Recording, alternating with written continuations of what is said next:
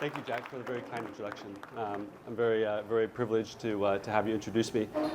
Before I start, I wanted to hand out some things that are kind of close to my heart, and these are some of the toys and tools of our trade in the operating room. The first is actually a 3D printing of a human heart. It's actually a little bit bigger than this. It's actually a printing of the left ventricle. You get an idea of the anatomy of the left ventricle. It's something that everyone has in this room here, so I'll pass this around here. And also in the bag, Katie's going to pass out something else I think is really important. These are the toys we use in the operating room. So those are our surgical instruments. We have something I use almost every day. I do a lot of minimally invasive surgery. So long shafted instruments, knives, kind of needle holders. And rest assured, they've all been cleaned before kind of circulating around here. As you hold the heart and kind of explore the anatomy of the heart, I wanted to provide a little bit of background about the heart. Each year, 700,000 people die of heart disease. That's 1 in 5 deaths. So if you're sitting at a table with 10 people, 2 people on that table will most likely die from heart disease. Globally, it's the most common cause of death worldwide. About 18 million per year die of heart disease. Chances are that either you or someone you know will probably end up dying from heart disease. And that's why we are here, MCVI. That is our existence, to try to decrease the disease burden of heart disease. And we try to do it in the most innovative, creative, and least invasive way possible. That's why we're here. That's why I'm here. So good morning, everybody. My name is Tom Nguyen. I'm very fortunate to be the leader of the Miami Cardiac and Vascular Institute. Thank you.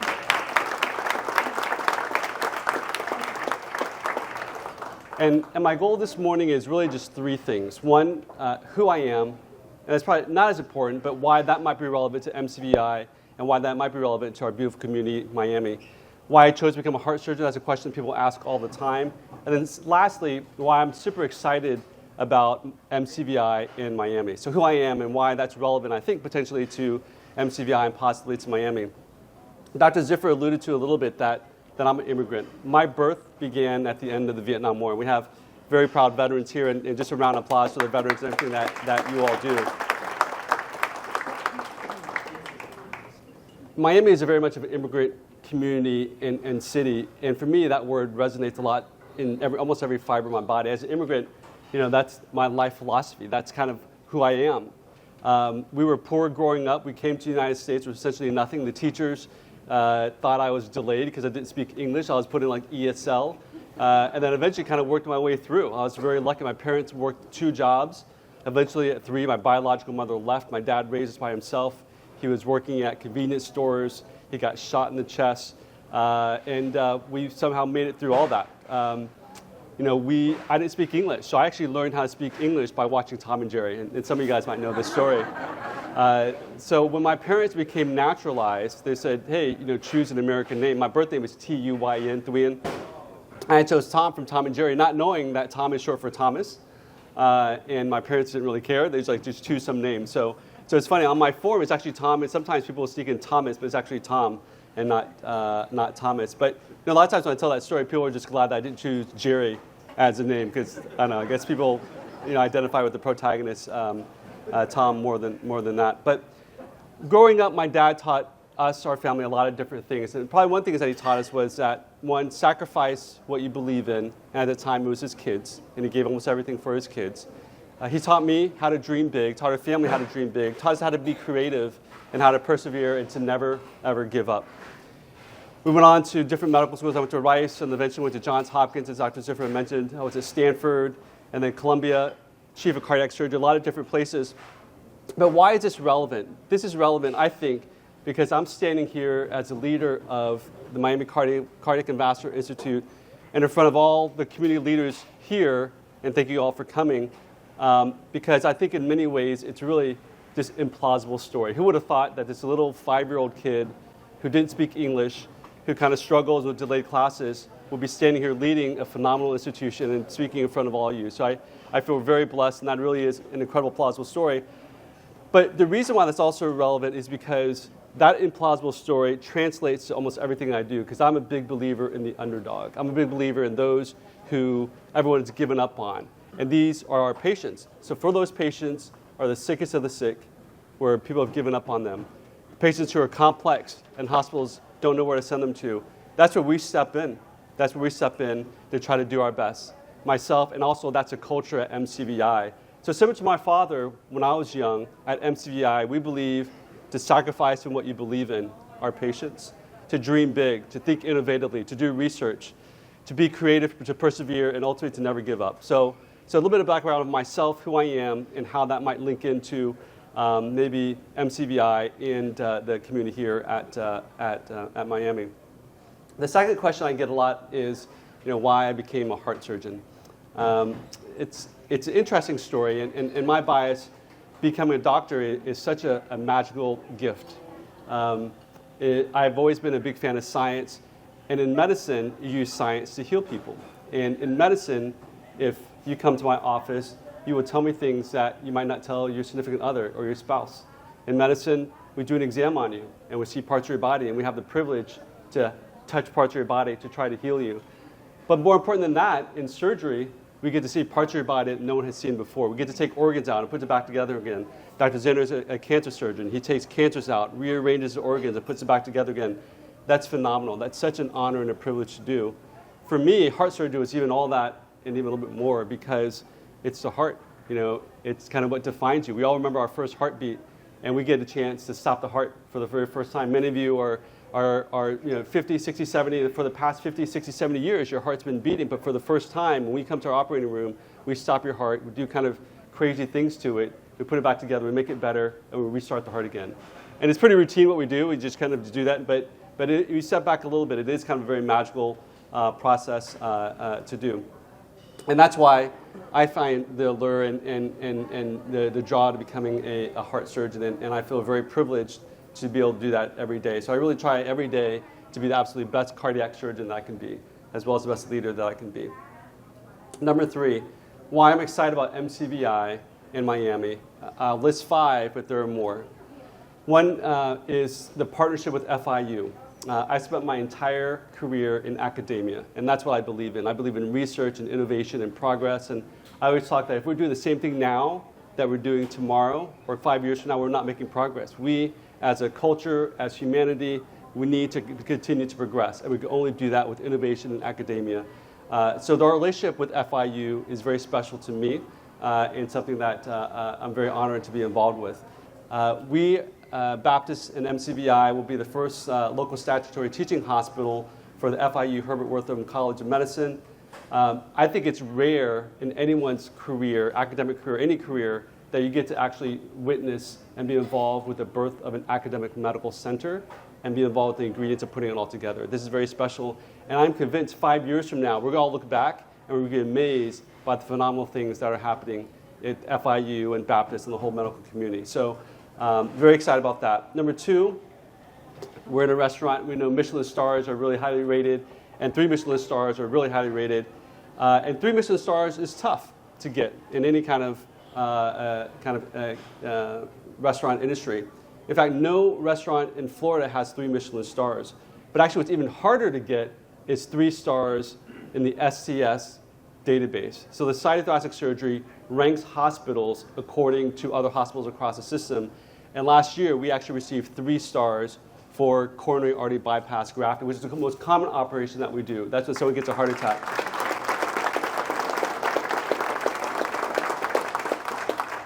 We are super proud of that accomplishment, and again, that's a reflection of the teamwork that we have from the surgeons, the staff, the administrators, all that. That's what makes that happen. Number 3, I think at Baptist, at MCVI, we actually like to do hard things. We get encouraged and inspired by doing hard things. We're a center where we don't want to be just another community hospital. We want to be a center where if you can't do complicated stuff, if there's a patient that's sick and everyone wants to give up, we want you to send that patient to us because we will take care of that patient. We want to do tough stuff, and we don't want patients to go other places. We want them to come to us. We take that challenge on very responsibly and close to our heart. I'm excited that in the near future, something that's kind of close to my heart is we're going to be launching a robotic heart surgery program. And we're hopefully going to be recruiting a surgeon from Japan who is an internationally known robotic heart surgeon to start relatively soon.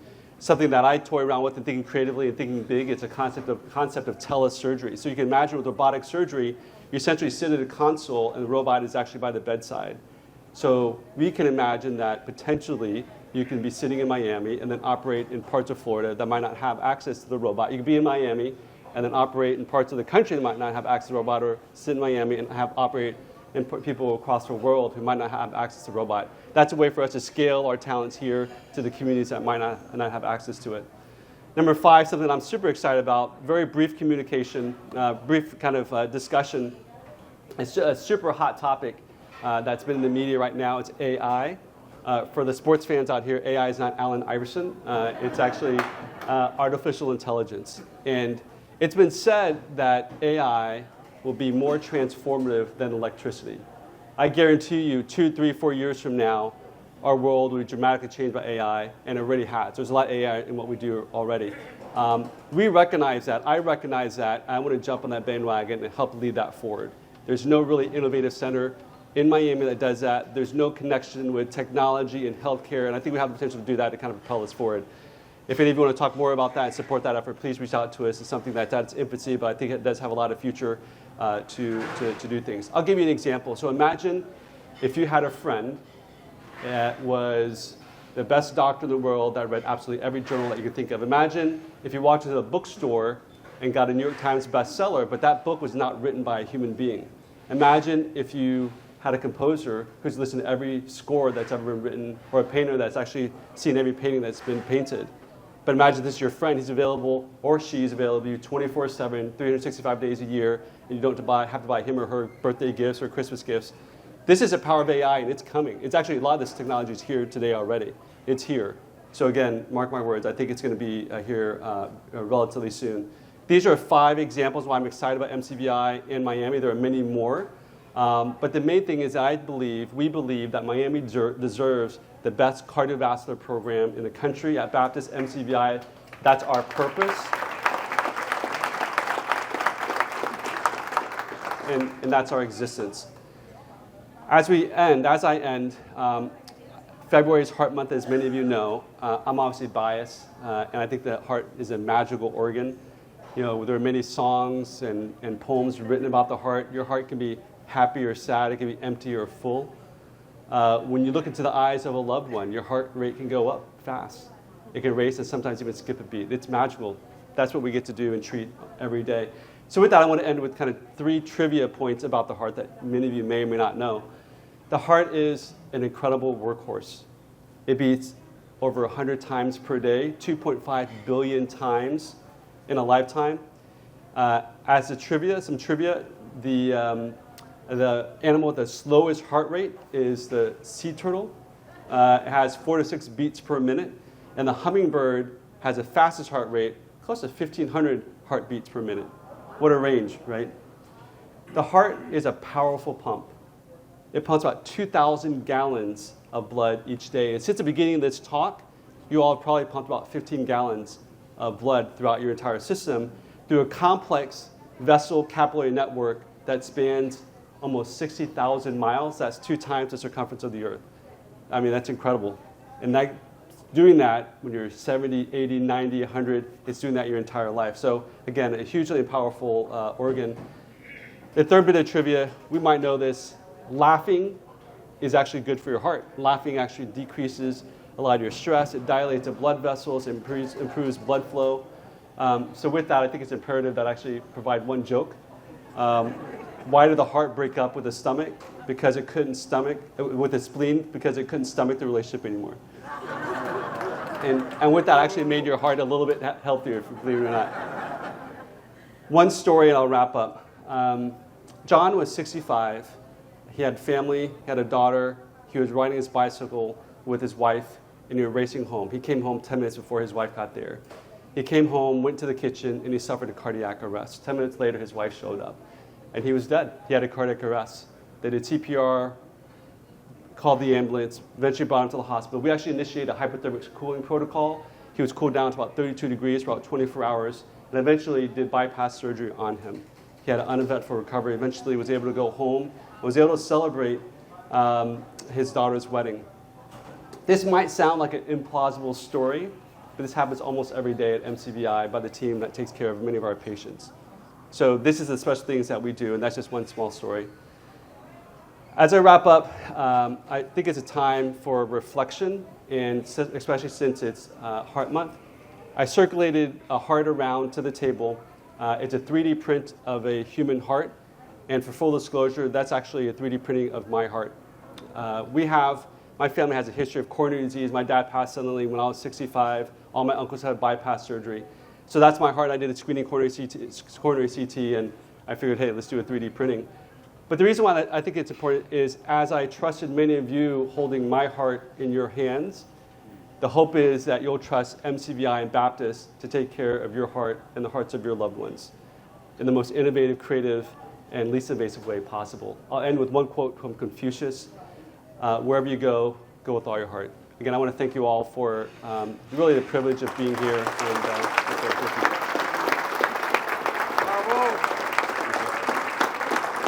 First, thank you. Your heart. Thank you. My heart to you. Any questions? Michael Miller, can you hand that to Michael Rosenberg? Right there. Keep going. Michael Rosenberg, look to your left. There he is. This is quite an emotional moment for me, because I've wanted to address staff at Baptist for quite a while.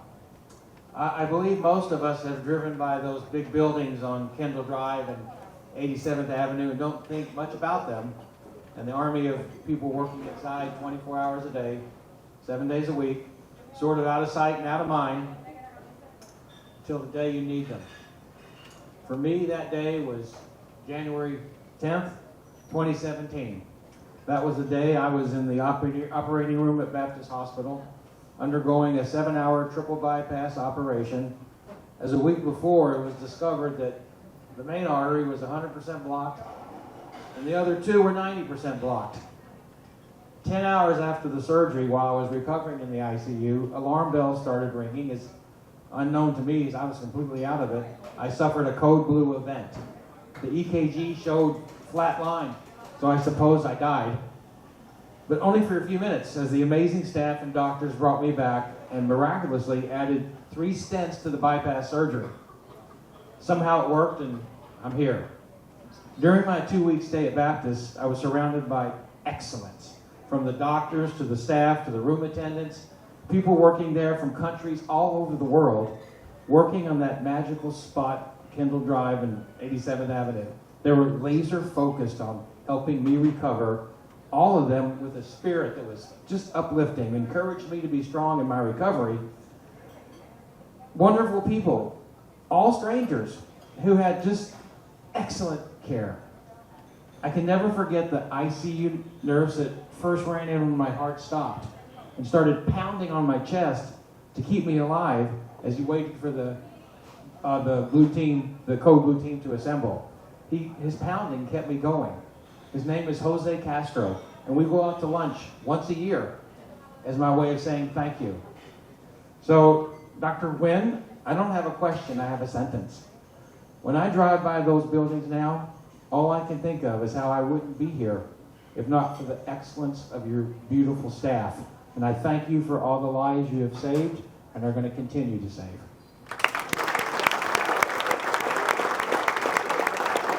Wow. We got a question right here. Before she goes, her husband's running for sheriff. Rolly, where are you, Rolly? Rolly, where are you? He's somewhere. Okay, go for it. Hi, good morning. Good morning. You. My 16-year-old daughter, she wants to be a cardiothoracic surgeon, and she's under the impression that there's really no good schools here that she can go to. Do you have any suggestions close to home? Wait, you're asking a guy who went to Stanford. John Hopkins. Right. Really? But he's here now. I wouldn't be here if I didn't believe in Miami and the community. She's 16, so the age is perfect. So our intent is to start a cardiovascular surgery training program. Our intent in the very near future is have medical students walk our hallways, have general surgery residents, and a cardiovascular surgery training program. So send her our names, and she's welcome to come observe in the OR absolutely anytime, walk around the ICU.